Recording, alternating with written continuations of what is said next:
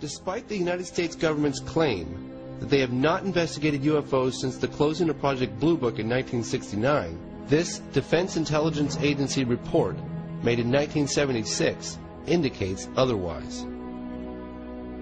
It was obtained through the Freedom of Information Act. So you think the reason why they're not telling us is because they can't trust everyone? They can't trust, and the second one, maybe, as I said, they don't want people to be panicked. And we don't take sides on 360. We like to present you with facts and information from different angles and let you make up your own minds about things. That's particularly true with mysteries.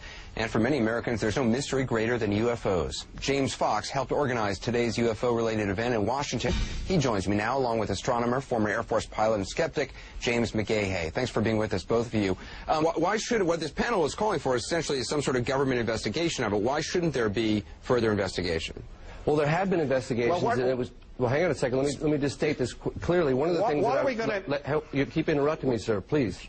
One of the things I want to mention very quickly is that the official position from the Air Force is that they terminated Project Blue Book in 1969, and there have been no official investigations since then. However, we found evidence to suggest the contrary. On a number of cases in Tehran, the general said the Americans were making discreet inquiries about the case there, as well as Bentwaters, England. The colonel said that the OSI came in and investigated that case. So you believe there is a government investigation going on, you just want it more public? They're making discreet inquiries, unofficially, yes. Well, UFOs are basically a modern space-age mythology.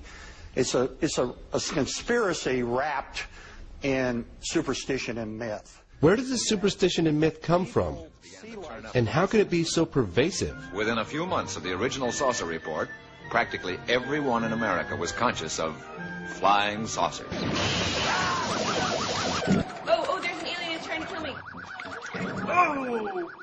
Now, did you see a UFO? I did, and the rest of the account, I didn't.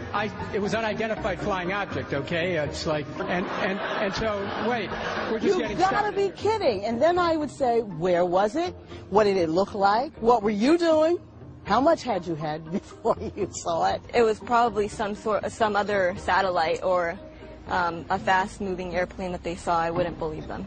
I mean, I know there's been sightings, random, not well documented. Well, Jay Leno once asked, if these extraterrestrials are so highly evolved, how come it is that they only address people named Bubba who are out hunting and fishing?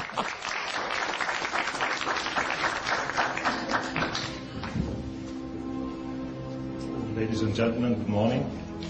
My name is Wilfried de Brouwer. I'm a retired Major General of the Belgian Air Force, and I was Chief Operations in the Air Staff at the time that an exceptional UFO wave took place over Belgium. The nature of this sighting was such that people identify a large triangular platform with very intensive spotlights and also hovering, being static at a certain moment, being able to fly at very low speeds and then accelerating to very high speeds in seconds. In addition, these objects didn't make any noise. It was only a humming noise.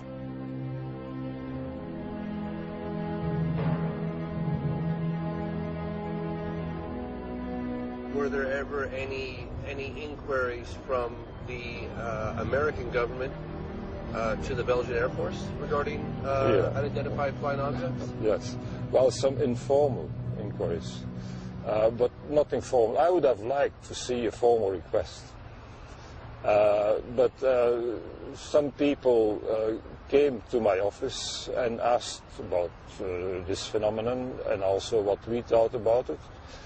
And asked to have a copy of a video which was taken by one of the aircraft which tried to intercept one of these objects.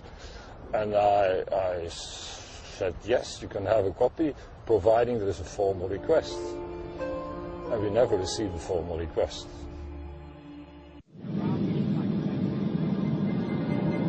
Airline 544, Roger. I do have a primary contact now. Good morning, everybody. Thank you for coming this morning. My name is Ray Bowyer, and I fly a civilian airliner as captain. I've been invited here due to my sighting last April of multiple as yet unidentified objects over the Channel Islands region of the English Channel. Thanks for joining us. Pilots and aircraft passengers have confirmed sightings of a large unidentified flying object off the coast of Guernsey. The mysterious shapes were spotted earlier in the week and are described as a long, motionless object that measured up to a mile wide. Airline 544, zone pass message. Do you have any traffic, can't really say how far, but by 12 o'clock level? Roger, I've got a very bright object, well, it wouldn't say how far, extremely bright, yellow-orange object, straight ahead, very flat platform. We're looking at it through binoculars as we speak. Airline 544, Roger, I do have a primary contact now, very faint primary contact, just to the left, approximately your 11 o'clock this time, in a range of about 4 trap miles. Roger. I've got a definite contact by 12 o'clock. Very bright yellow object looking, well, like a cigar. Jersey Bladder 832, the zone asked us to look if we could see an object which is being seen by A-Line at the moment. We've got something about 8 o'clock resembling the description. Roger, and 832, Roger, what range would you estimate that target? Around about the similar range to Alderney from us now. Well, looking through binoculars I am now, there's a second one just appeared behind the first one from where I am.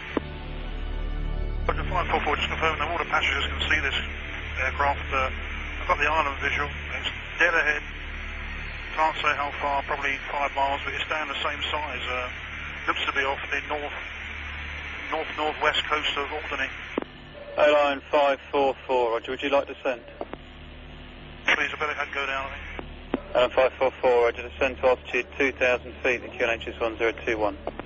2,000 feet, 1021. It's very plain to see from where I am now, without any binoculars. Were you scared?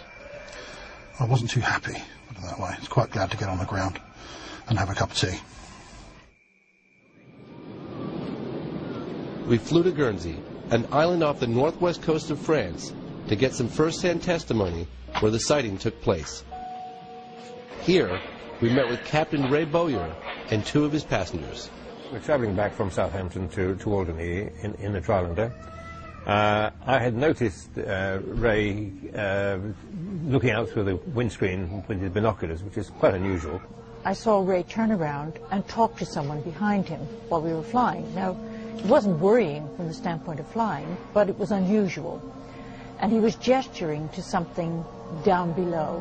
On nearing the object, a second identical shape appeared beyond the first. Both objects were of a flattened disc shape with a dark area to the right. They were brilliant yellow with light emanating from within, and I estimated them to be up to possibly a mile across. I pointed it out to John. He had to lean across me to be able to see it. It was like that. This was a big object in the sky, very, very big object, and I didn't want to be too close to it. So it was at that time anyway where we had to descend to land, and with both objects still visible and to a lot of the passengers in the back of the aircraft, we descended through the 2,000-foot haze layer and lost sight of it. So, Ray, why didn't you bring this to the attention of your passengers? I mean, normally when a pilot sees something of interest, he says, if you look out to your left, you'll see... Yeah, New York. It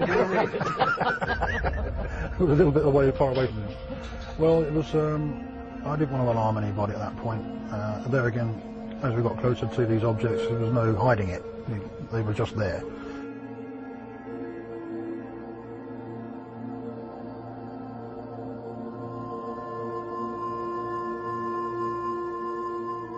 Take a note of some of the differences between the British and the US reporting system. It appears that attitudes on opposite sides of the Atlantic are very different when it comes to the required reporting and recording of this type of event. I would have been shocked if I was told that the CIA in UK would obstruct an investigation, or if the CIA told me that what I had seen was something entirely different. But it seems that pilots in America are used to this sort of thing here.